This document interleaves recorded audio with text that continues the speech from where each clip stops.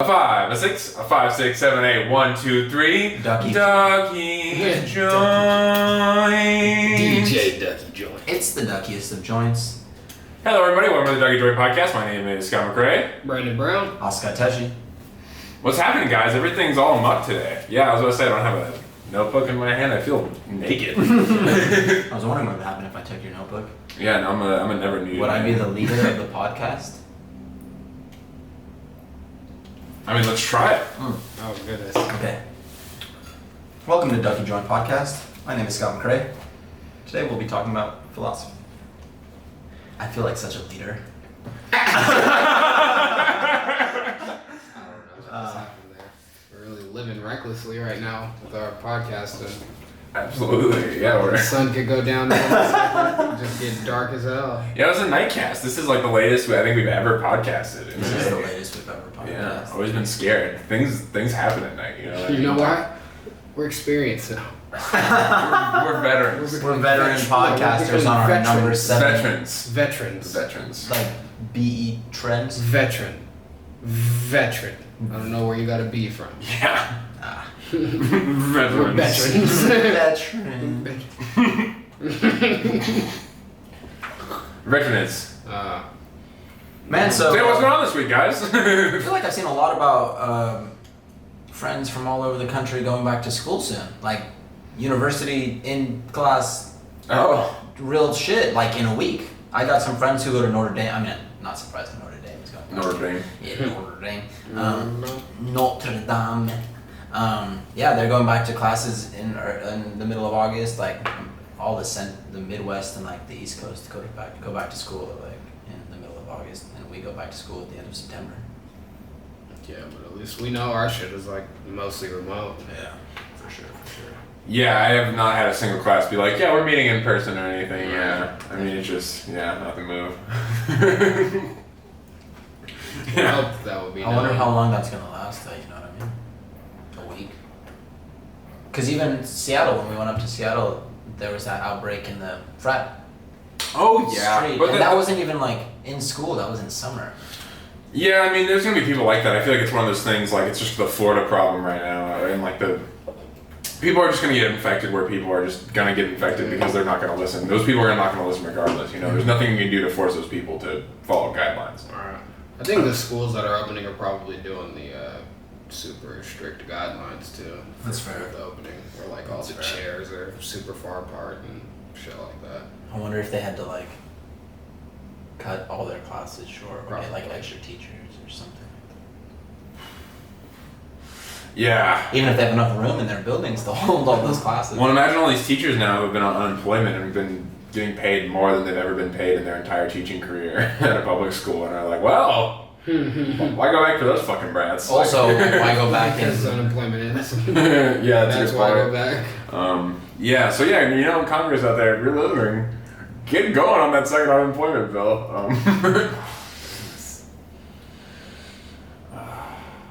yeah. So what's going on with you guys? Not much. Still healing. From the tonsils. Yeah. What is it? Week 3, week 4? What's it like to be a no-tonsil boy? It's cool, I guess. Besides the pain when I yawn and such. Knowing that I'll never get a sore throat is different. I was never like plagued by sore throats or anything though, so yeah. Don't really see too much of a benefit besides the fact that I won't have the problem that I had again, which is like tonsillitis. It's a small thing. Right. A small issue. So like once in a blue moon. But yeah. No tonsils. Feeling great. No tonsils are the key to a great life. That's what I'm hearing. The ancient Japanese proverb. That's what I've heard my whole life. I've just been waiting for the day that I could get my tonsils taken out so I could experience it. The great life. Yeah, and like now that I'm here, they were right. Mm-hmm. You know? Really? Yeah. You feel like you're moving up in the world?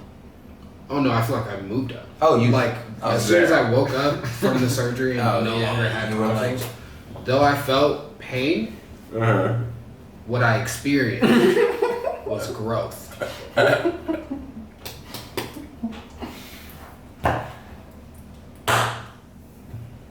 There it is. Okay. Right, that's how it is. That's how I'm feeling. That's what's going on with me. I'm growing. You're growing. Spiritually. You're sprouting. Financially. Sprouting. Is it plant? Tonsilly. Tonsilly. Tonsilly. All the greatest philosophers made up their own words. That's my first. I was just down at the food carts today, and I was reading the menu, and there's a one dish called Tandoori chicken. I'm sure you've heard of it before, Yes. but the description is literally just like chicken made in a tandoor oven. So I wonder if like Tandoori is like, I mean it is, but I wonder if that's the same for all their words to like describe it being used. They just had an I at the end. Tandoori. Yeah, I wonder about Tandoori too, because I think aren't there there's like tons of different languages too in India, aren't there? Because I know there's like, at least in my Bollywood cinema class, there was like, God, I wish I remembered more about that class. But yeah, there was like a split in like, there's Hindi culture and then there was one other, I can't remember, there's another subsect.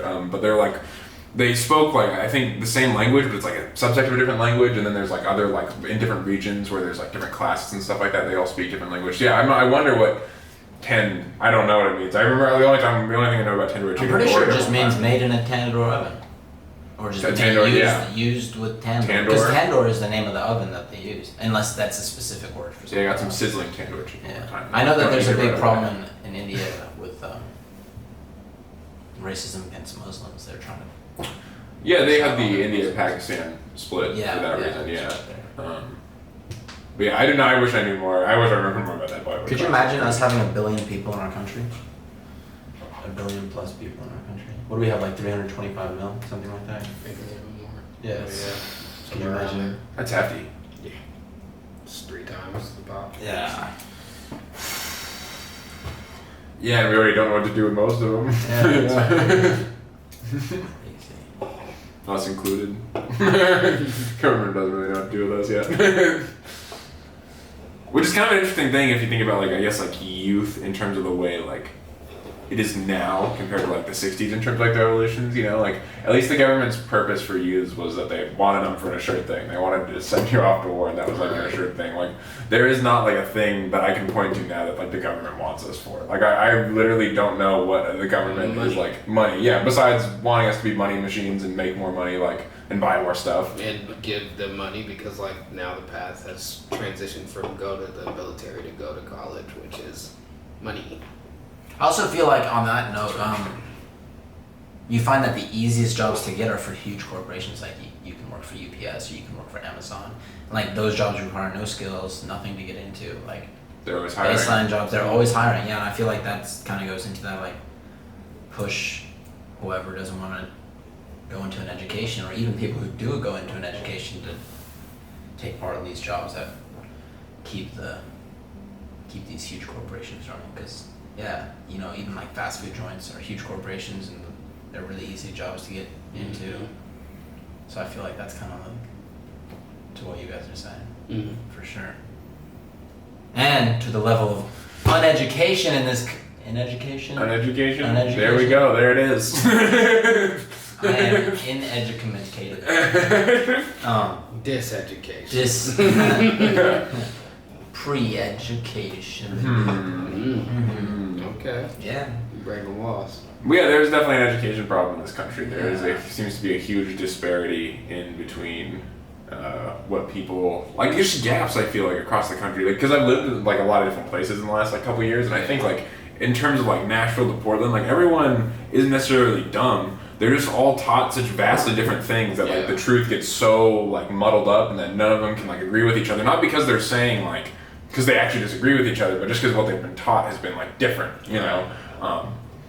Which is weird to think that like a history is like subjective, but like I think there's myth making on both sides, and like it's kind of wild. Yeah, I feel like at some point, like I feel like there's that notion that you grow up listening to your parents, and you follow what your parents are, and kind of take in their beliefs and stuff like that. And at a certain point, you start challenging your parents, and you start challenging their beliefs, and that's what's supposed to like set you on the path for yourself to figure things out. But I feel like there's almost been that disconnect now, where it's just like I'm just just gonna agree with whatever. Like it's I don't know. From the beginning. From the beginning, Like, like there's no conflict after that. It's just like, okay, that's what they said, that's what it is, and I'm gonna keep going from that point.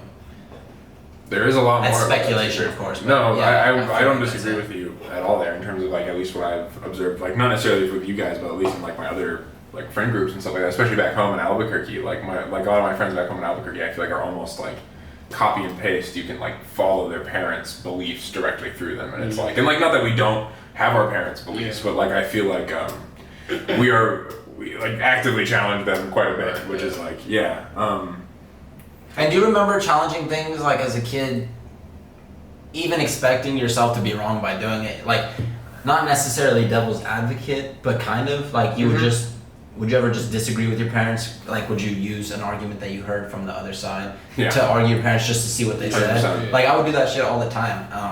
It would make my mom so angry. I'd be like, well, actually, and I'd just use something, our good old friend.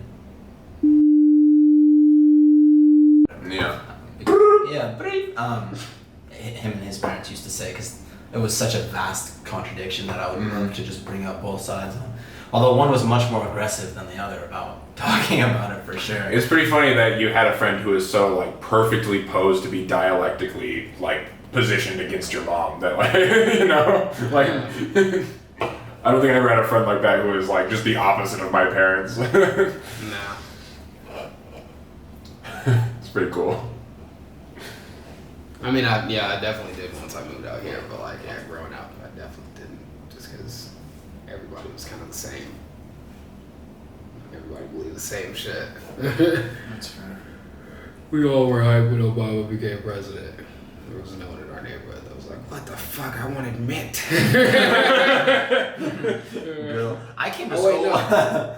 Was Mitt first or was It was John McCain. McCain. John McCain was McCain. first, but Mitt's funnier because like John McCain, so much like the idea of like a Mormon president. I was about to say the shit that they tore that nigga down for. They were like, he believes in polyamory. I remember being young and be like, what the fuck are they talking about, bro? At everyone. Yeah, who isn't in that little Epstein's little black book? We'll be right back. What? Jeez. We're back. We returned. And better than ever. Hopefully. Yeah, this I don't stage make those 2. rules. Yeah. I'm just gonna try. Yeah. We get what we get, and we don't throw a fit.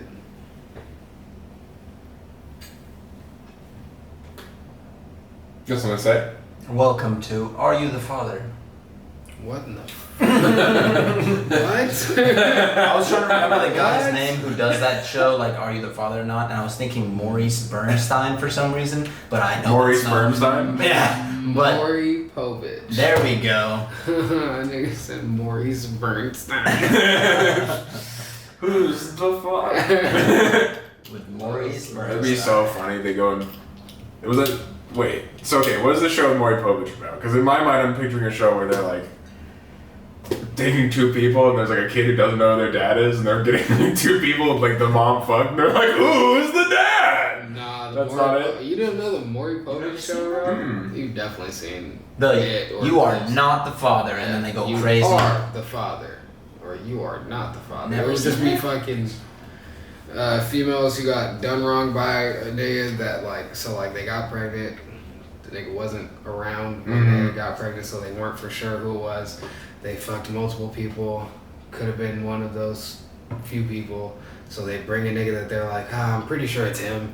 And then Maury Povich provides them with the access to a DNA test. Oh, so it wasn't totally paternity test, so that the dude can sit there and be like, Maury, that's not my kid. Look at this baby, Maury. This baby don't even look like me, Maury. Look at my lips. And the baby looks exactly like the baby. That sounds amazing. And then, and then the girl comes on for her interview. Maury, I know he's a daddy. Maury, I done tried 6 other men. They not the daddy. He gotta be the daddy, Maury. It can't be nobody else, Maury. Help me, Maury. And then they come in, fucking drag it out over like fucking, I want to say like 5-7 minutes each little couple that comes on. And then finally Maury goes, the DNA tests are in. somebody like hands it to him from the crowd. Not somebody from the crowd, but like A planted, yeah. Yeah. Fucking, and then he opens up the big ass envelope, pulls out the shit, and goes, whatever the nigga's name is, you, the father. So either are or are not the father. That's amazing. And if he is the father, the girl gets up in his face, I told you! It's your baby! And then if he's not the father, then she like usually runs to the back. Right. Fucking camera chases her down. And then she jumps on the couch and then, oh God! And then the niggas on stage fucking. That's amazing. That's like every episode of that show. It doesn't change. Wow. Man, I might have to go look at some clips of this. That shit sounds I entertaining. can't believe you have not Yeah, I can't seen believe you anything have not? of the Maury Povich show. At all. Maury Povich is that one. No, I'm thinking of someone else probably. Yeah, don't try to disrespect him. We'll never talk bad about Maury's. Provided me Style. years. Maury Povich is not Regis Philbin. That is true. Wow, you thought he was Regis. Yeah. Very disrespectful ass nigga, bro. Just because he's old. Alright. Wow. They appeal to the Are same you crowd. ageist? Wow, not true. They appeal. I mean, it just. Maury appealed to black people. Regis hosted fucking Who Wants to Be a Millionaire and Live with Regis. I and always Kelly. associated Maury Povich with old people. You're incorrect. There you are. You're incorrect. You're ageist. I just described the show to you. You think old people were watching that? No, Or do you based think on that, black that does not really sound like it's up old people's alley. Yeah, that'd be a pretty people- entertaining. Get out of No here, idea what he's bro. talking about. They both Just are making people shit of the up on the same podcast. crowd. Get the I thought they were. Leave. No. Leave the You just said that podcast. after I described the show. Leave. So that makes no sense. But I genuinely did. I thought for years that Maury Povich was like an old person, like spokesperson. Like Ellen. Is Ellen an old person? I thought it was like middle aged, like Yeah. 40 Is that for to middle-aged people? 55. Yeah. That's still old. Relatively speaking. You're beautiful. My bad. That was my bad. Oh, it's foul. We gotta cut that out. Yeah, cut it out. Just in case they cut it out, Brandon burped. A little bit of Disgusting. cucumber came up. Uh, You do cucumber salads. Come back to haunt you later. So what do you think will be next made into a burrito? Because we have burritos, and now we have sushi burritos. So what's next? Like a pizza burrito? With like grease. It's like a dough with just sauce. That's already a thing. I was about to say, are you describing a Uh-huh. calzone right Oh, now? well, it wouldn't Just look like a wouldn't sound calzone. It would be a really burrito good. though. It would It'd be basically a handheld pizza. be a calzone without ends. It'd be a calzone in a Or like- burrito. But like shabby ends. It'd be a Okay, burrito so then, calzone. yeah, hot pocket. Hot pocket. Which is a calzone. Because like what a restaurant do. Hot pocket? I just really don't want to say calzone, bro. I'll call it a burrito. Like, it's a pizza burrito. It's a pizza burrito. Right. Or like burrito, Indian food burritos.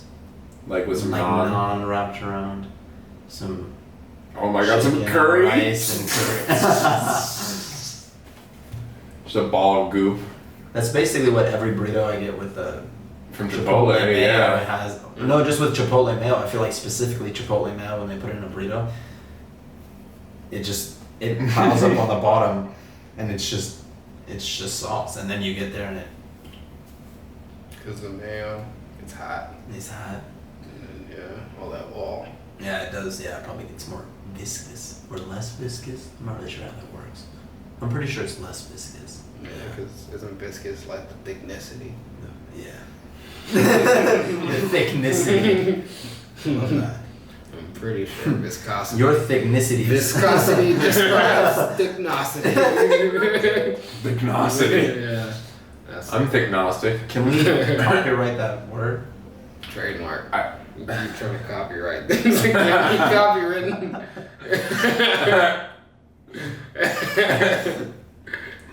Whatever, trademark. We're gonna put some sort of mark on it, okay? Thicknosity. Thicknosity. I'm with it. Some sort of mark on it. We're gonna leave our trademark. Piano to mark our territory. No? There it is.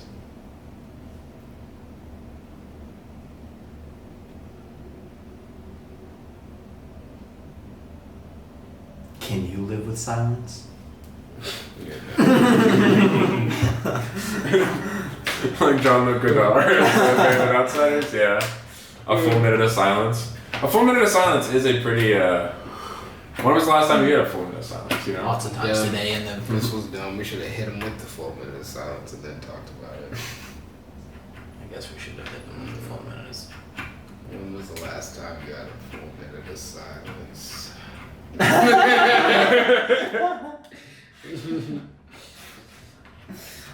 Yeah, if you're listening to an audio version, everyone just thinks we all died.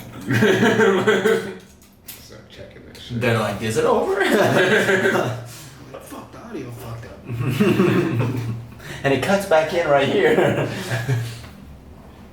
That would be evil if we did it in post and we had a full conversation right there, but then just cut out that minute. That is just a mystery. Yeah, good thing we didn't do that. Now we're just talking about it on the podcast instead. So powerful. Redacted. Love to see it. I feel like not a lot has happened recently. I feel like a lot has happened, but like not a lot. I feel like things are pretty stagnant right now, you know? It's hard to say they're stagnant. I mean, a lot is happening right now. I just feel like we've gotten so used to things happening at this pace, and like Brandon and I were actually talking about this the other day in terms of like it's kind of like impossible to even determine to a certain extent what exactly is like going on right now, because of like the news cycle right now is so crazy and it's so like mostly negative, and like I mean we're talking about the lady in Portland where we live, a young woman, you've probably seen her, butt naked, sitting on the ground, showing her coochie to the cops, and it's supposed to be like this, you know, image of like solidarity and like, but it really like is just distracting from the point, and like that is like kind of what the news cycle is at this point, is like really distracting from the message. And I've seen an article in like Los Angeles Times and The Guardian both about how all these like BLM activists are trying to like focus everyone back on like the actual point and like what the problem is, because right now everyone's really straying, and like I guess like things are happening right now, it's just becoming like indefinitely happening. You know what I mean? It doesn't seem like there's like anything like tangible that you point to and say, okay, it's going to resolve itself here. It just seems indefinite, like in like a double meaning. I've had a lot of people been like hitting me up, asking me if Portland is as crazy as it seems on the news cycle, which I think is really interesting. That like literally everyone outside of Portland, it seems like Portland is burning. It's not. You can see Portland is fine. It is a singular square block around a courthouse that is where they're filming everything and stuff like that, and it's not all of Portland. And also, there's nothing being destroyed. Like even the buildings and the stuff around that area are fine, perfectly fine. But it is hard to sleep at night with all the bangs, and I mean that is pretty selfish to say. But seriously, you live in downtown. It kind of grown accustomed to hearing flashbangs and fireworks recently.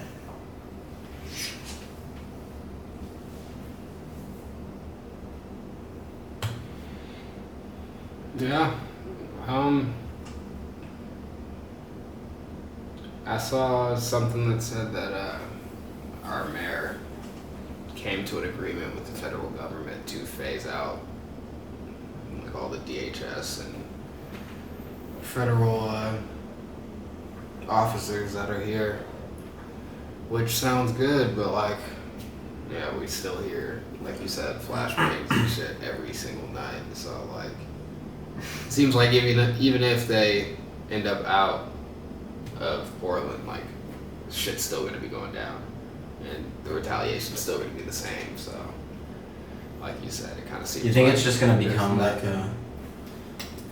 like you were saying, the new normal, and people are just gonna basically it's just gonna happen until people stop paying attention to it. Yeah, that's what I was gonna say. Yeah. It seems like Scott said, there's nothing that you can point to that's like it's gonna resolve itself.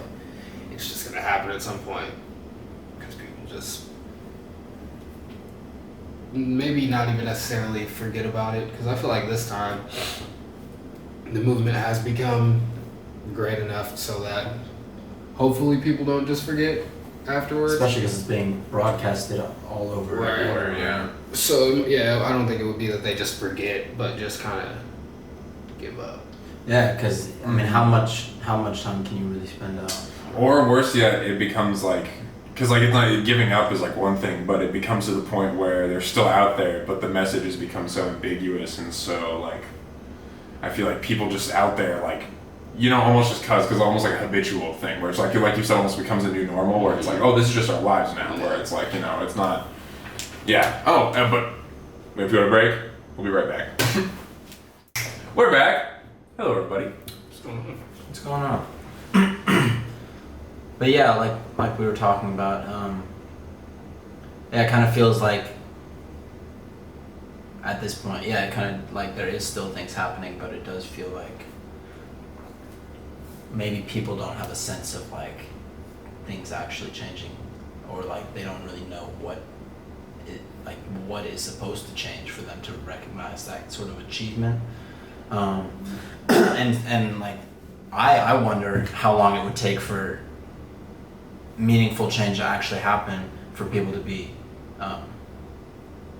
feel as if there's some progress being made. Like I wonder how long that would actually take in our society. I mean, we're a capitalistic nation. We have with a little bit of socialism. We have 325 million people, something like that, right? Like I wonder how long it would genuinely take for us to start uprooting that whatever it is that we need to uproot and change. Or even talking about what that change is like a measurement. Yeah, what is like, it what we can like? say as like that's changed. Like that is a change. And I had a point brought up to me today that was even like, it's not even just about our country. It's about how we interact with other countries and all the things that we have going on in other nations and other parts of the world, and like even the organizations that include all the countries in the world, or a large population of countries in the world. Like there has to be a change on that level too, with how we interact with other, like everything else besides our country itself, because like that, our morals and our ethics and our like ideals as a nation have been portrayed in so many different areas that like it can't just be. I mean, there is the immediate change of like the prison reform and police reform and all that stuff, but like above all that, it's just like the idea of how do we want to run our country, and like what does our country stand for and stuff like that. And that has to that can only change if it changes, I feel like, in all aspects of it. And like how long will that take? Like what does it take for that to happen? You know what I mean?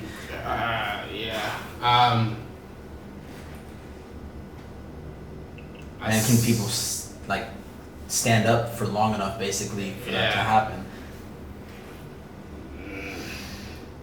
It seems desperate, like a desperate intent. Like,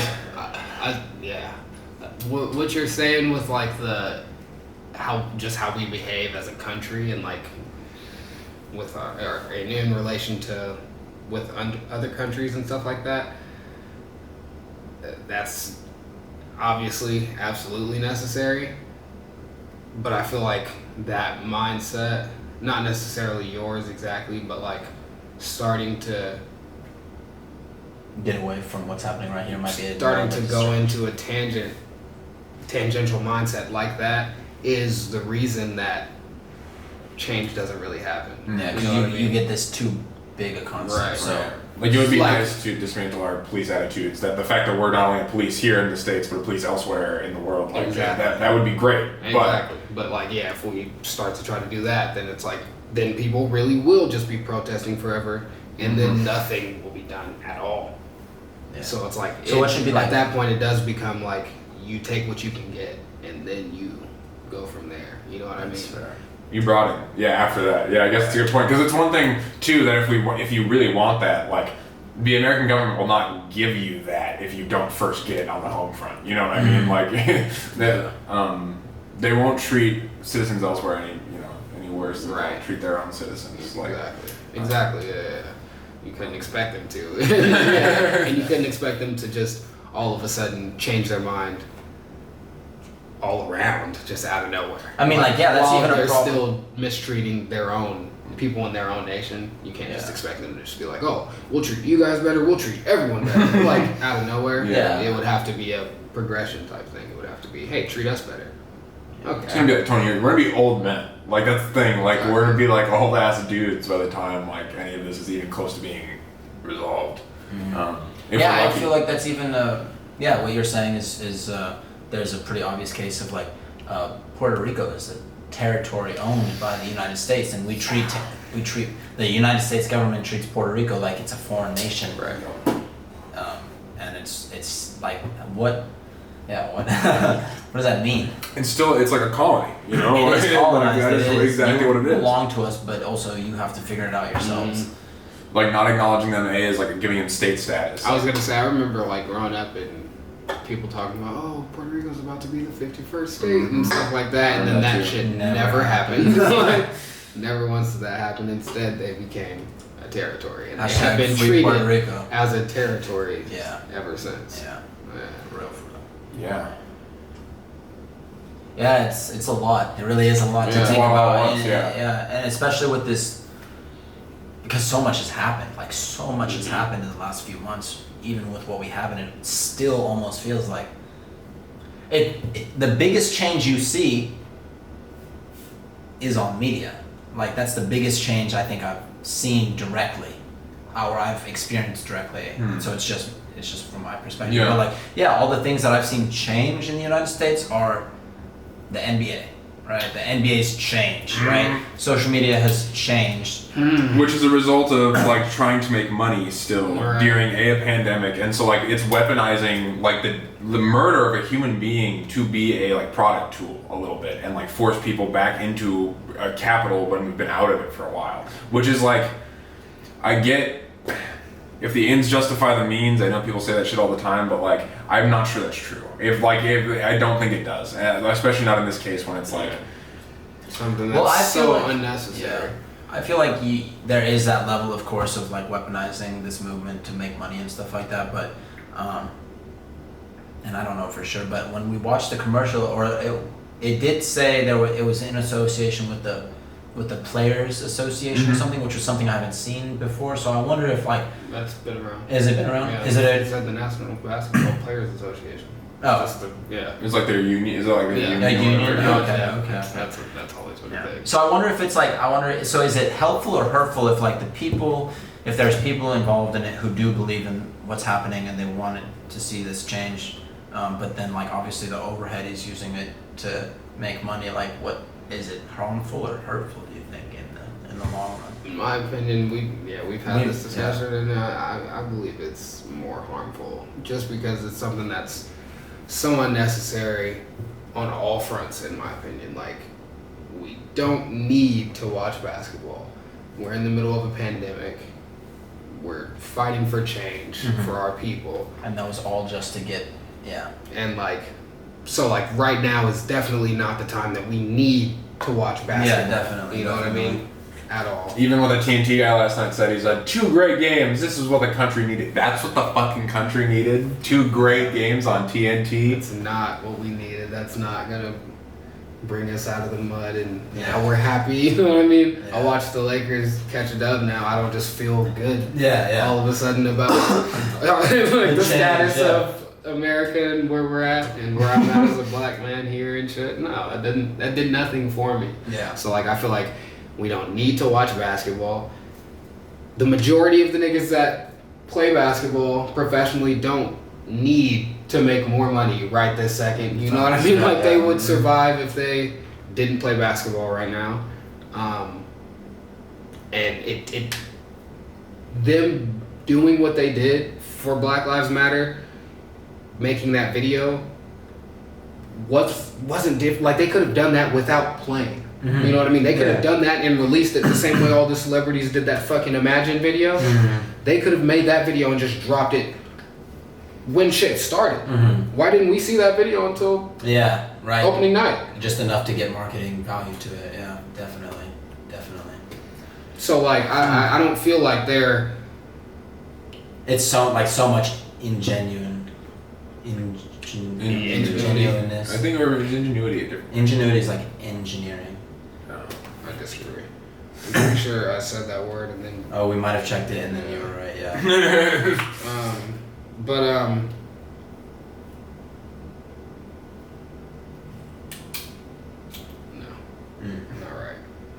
quality of being clever, original, and inventive. That's what I thought. You do in Disingenuous. It's really disingenuous. Disingenuousness. Or ingenuity. One of those two. Anyways. Either way. Fucking, Fuck the English language. Vocabulary. I feel like we've talked about that so many times, getting hung up on just a word when we're talking about something so much bigger. I completely forgot about the dis in front of it. What is language? Read Wittgenstein. Yeah, so like I just feel like all the players that are saying they're so, and the one that comes to mind specifically is just LeBron James. So involved in the movement and care so much. It's like, how did you not have the thought? Me, I guess I don't play basketball, you know what I mean? Like, I'm not an NBA player and whatever, but like, so I don't understand the thought process. But like, how did you as LeBron James not have the thought of, damn, I could just not play and that would be powerful? You know what I mean? Like, the same way all those niggas kneeled on the sideline while the American national anthem was sang by the Compton Kids Choir. Why didn't they just sit out of the game? You know what I mean? Like, and just not play. I saw there was one player that actually was standing and didn't wear a Black Lives Matter jersey, like something on it, just wore his regular jersey, and he said, I really don't feel like kneeling or any of the things that we're doing here in the NBA has any effect on the Black Lives. And he was actually like, I think the only, if not one of the only people standing.